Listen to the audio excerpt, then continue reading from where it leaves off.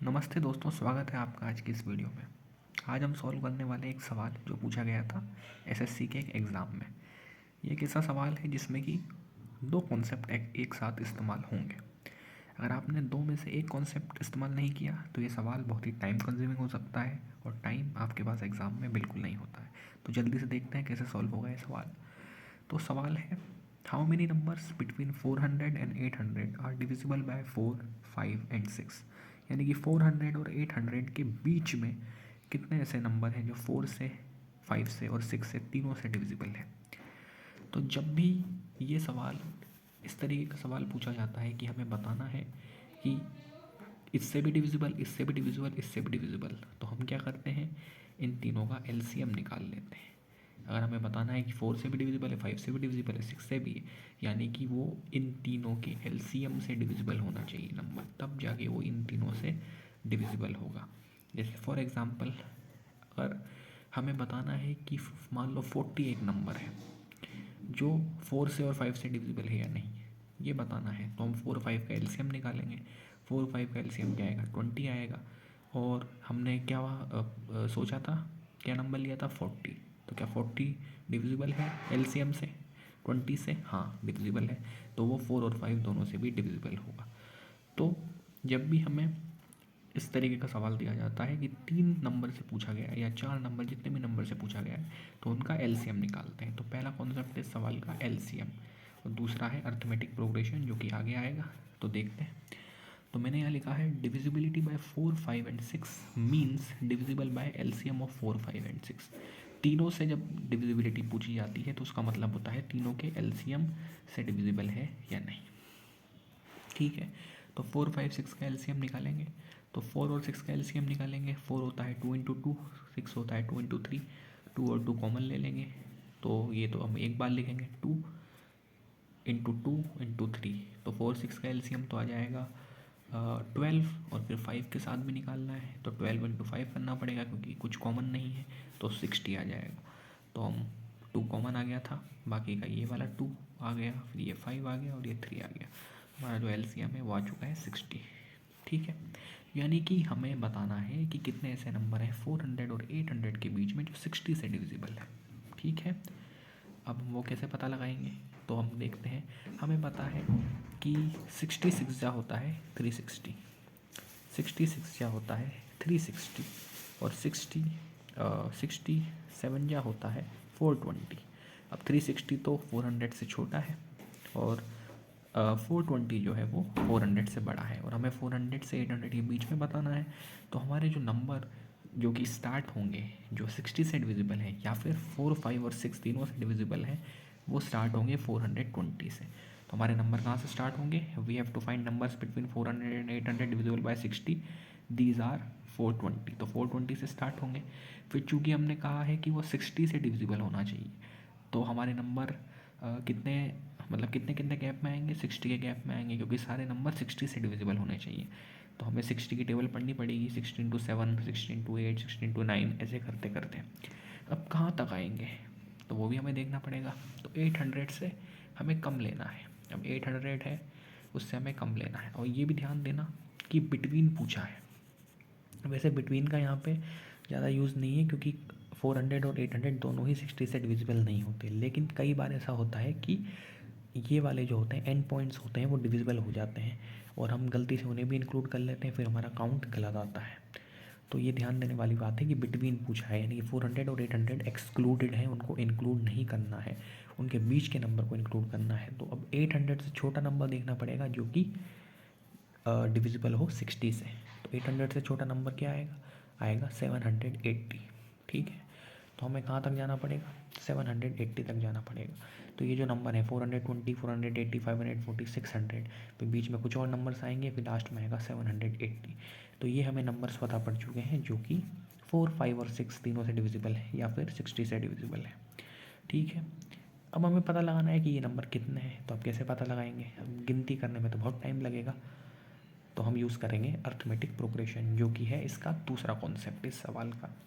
तो which is an arithmetic progression, ये हो गया हमारा अर्थमेटिक प्रोग्रेशन। ठीक है, अर्थमेटिक प्रोग्रेशन क्या होता है, जहाँ पे कुछ नंबर्स दिए हुए हैं वो एक इक्वल गैप में होते हैं, उनकी कोई फर्स्ट टर्म होती है, ये इनकी लास्ट टर्म होती है। ठीक है, फर्स्ट टर्म क्या है 420, उसको हम ए नाम देते हैं अर्थमेटिक प्रोग्रेशन में। डी होता है कॉमन डिफरेंस या जिसको गैप बोल सकते हैं। गैप क्या है, इनके बीच में 60 का गैप है, तो डी हो जाएगा 60। और जो nth टर्म है या लास्ट टर्म है वो है यहाँ पे 780, लास्ट टर्म ये है। अब हम अर्थमेटिक प्रोग्रेशन का एक फॉर्मूला यूज़ करते हैं जो कि होता है nth term equal to a plus n minus 1 D, यानी कि nth टर्म हमें निकालनी है जो कि यहाँ पे हमारी लास्ट टर्म है 780। तो वो कैसे निकालते हैं, a plus n minus 1 D करके। a क्या है, फर्स्ट टर्म है, तो हमने वैल्यूज पुट करी 780 लास्ट टर्म या nth टर्म इक्वल टू 420 जो कि पहली टर्म है।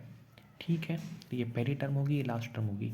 अब इनके बीच में कितनी टर्म्स होंगी, वो होगी n जो है वो कितनी टर्म्स हैं ये बताता है, तो हम उसकी वैल्यू निकाल सकते हैं क्योंकि हमें an पता है 780, a पता है 420, d पता है 60 क्योंकि गैप जो है 60 का है।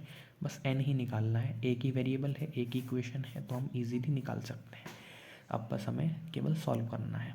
ये प्लस है, यहाँ माइनस हो जाएगा तो 360 आएगा, यहाँ 60 मल्टीप्लाई में है तो डिवाइड होगा 360/60, तो n माइनस 1 आएगा 6 और n आ जाएगा 6 + 1 यानी कि 7।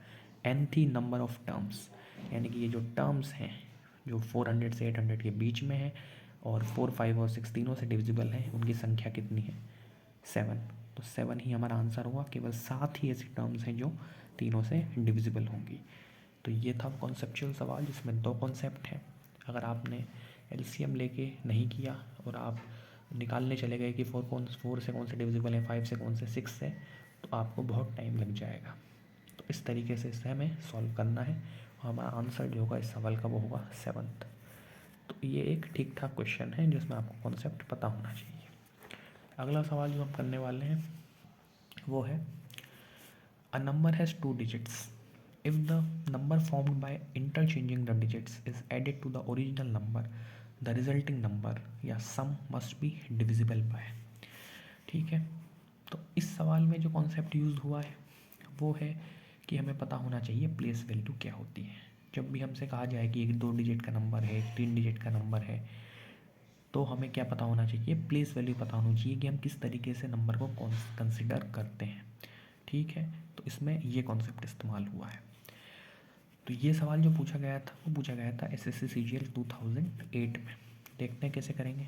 हमसे कहा गया है 2 डिजिट का नंबर है, नंबर नहीं बताया गया तो मान लेंगे कि 2 डिजिट का नंबर है ये।